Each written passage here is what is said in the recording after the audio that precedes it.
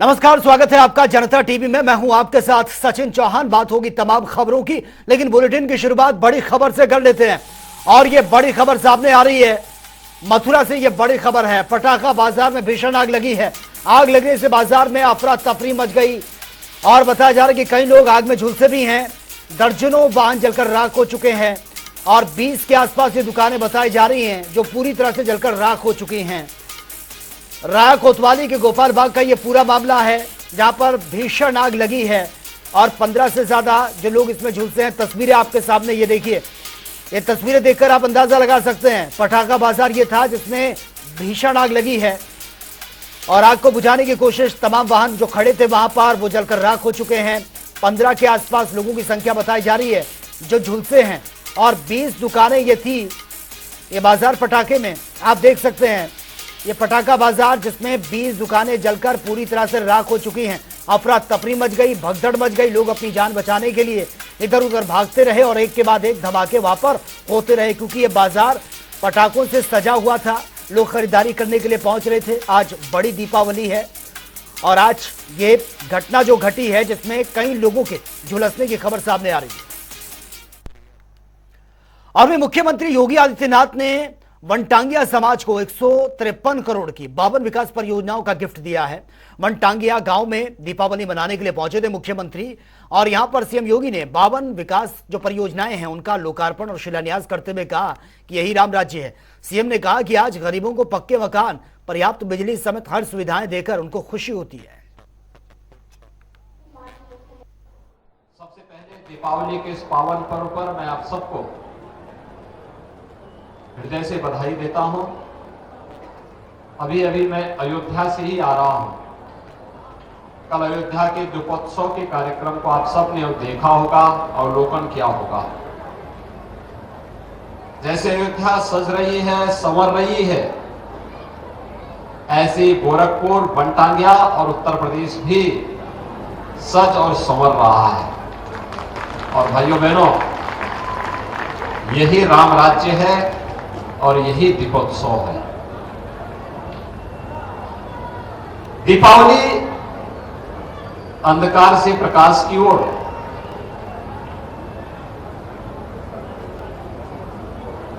बुराई से अच्छाई की ओर, अधर्म से धर्म की ओर, नकारात्मकता से सकारात्मकता की ओर, अन्याय से न्याय की ओर और कर्मण्यता से कर्मशीलता की ओर, यही तो ले जाने की प्रेरणा प्रदान करता है।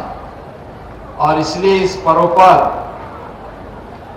पिछले 19-20 वर्षों से मुझे इस वनटांगिया क्षेत्र में आने का अवसर प्राप्त होता है। संघर्ष सकारात्मक भाव के साथ किया गया कोई भी संघर्ष कभी व्यर्थ नहीं जाता है और जो संघर्ष वनटांगिया के लिए हुआ था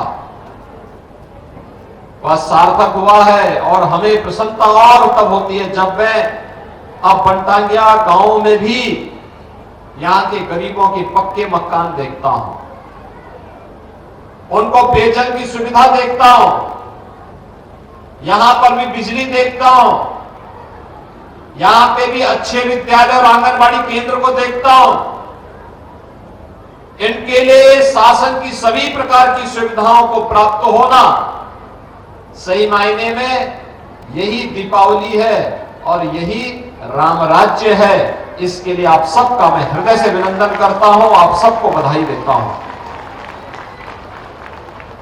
भाइयों बहनों, कार्य करने का एक जज्बा होना चाहिए और भाव यह होना चाहिए कि मैं जो करूं दूसरे का अहित किए बगैर,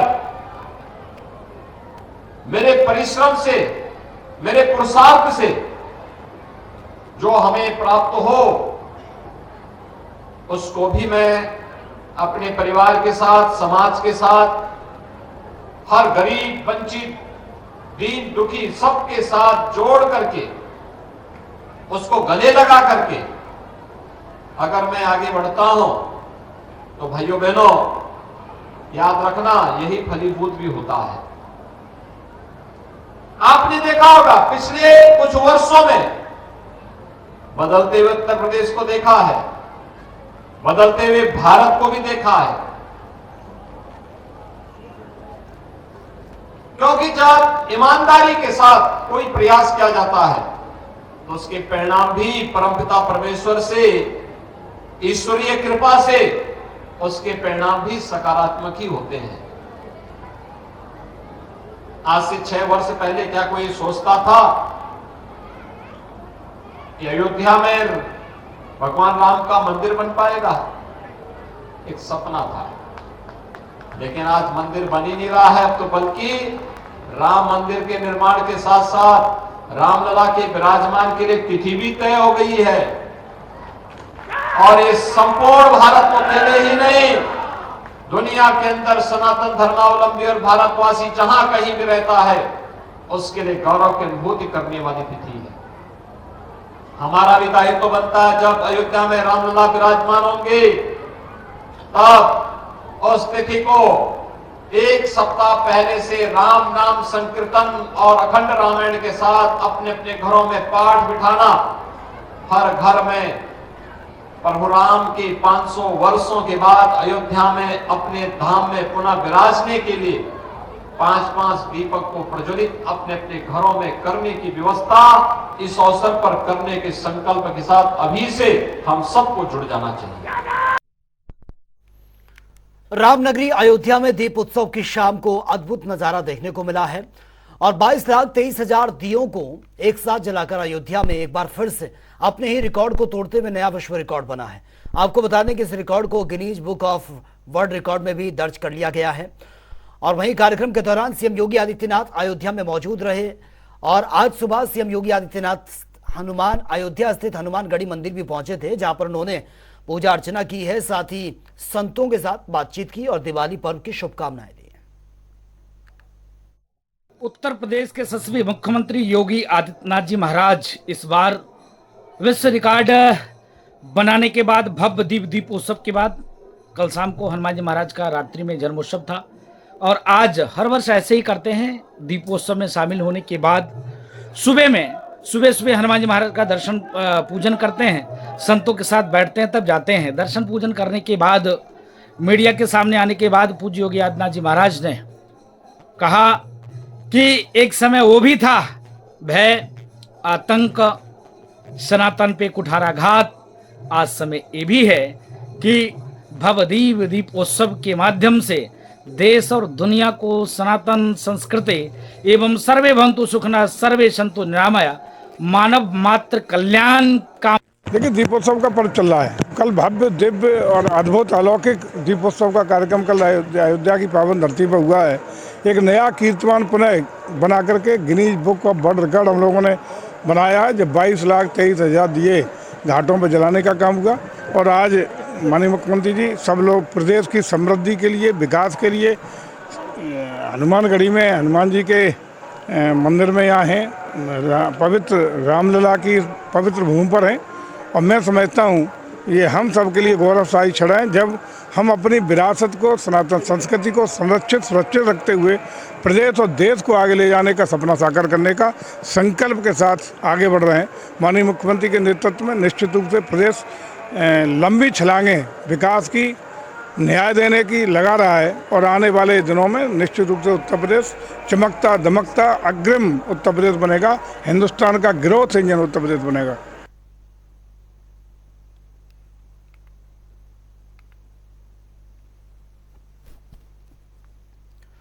देश भर में दिवाली की धूम है। आपको बता दें कि पंडित रामशंकर अवस्थी ने बताया है कि आज 3 अलग अलग शुभ मुहूर्तों में से जिसमें से आज दिवाली की पूजा कर सकते हैं। दिवाली को लेकर के मुहूर्त इसका क्या है और कैसे लोग दिवाली मनाएं और क्या जो इसमें मुहूर्त में करना चाहिए, ये हमारे साथ पंडित RS अवस्थी जी हैं। मैं अवस्थी से जानना चाहूँगा कि ये क्या कैसे मुहूर्त मनाएं और कैसे दिवाली समझें। दीपावली के अवसर पर ऐसा होता है, अमावस के जब निशीत काल में, संध्या काल में अमावस्या मिलती है तो दीपावली का महोत्सव मनाया जाता है। दीपावली का महोत्सव कल रविवार को 12 तारीख को मनाया जाएगा और अमावस दूसरे दिन सोमवार को 13 तारीख को भी मिल रही है, तो उस दिन सोमावती अमावस्या भी का मान मिलेगा, सोमावती भी मनाई जाएगी। और दीपावली महोत्सव भगवान श्री रामचंद्र जी जब अयोध्या रावण कृप से विजय प्राप्त करके वापस आए थे, तो उनके विजयोत्सव के रूप में मनाई जाती है। एक मुहूर्त का टाइम क्या है जो है दीपावली मनाने का, दिए जलाने का?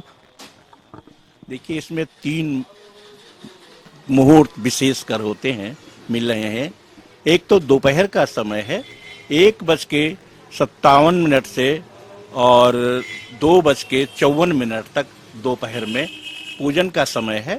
और दूसरा निशीत काल में ब्रह्म लग्न में 5:23 से 7:57 तक विशेष महोत्सव रहे, विशेष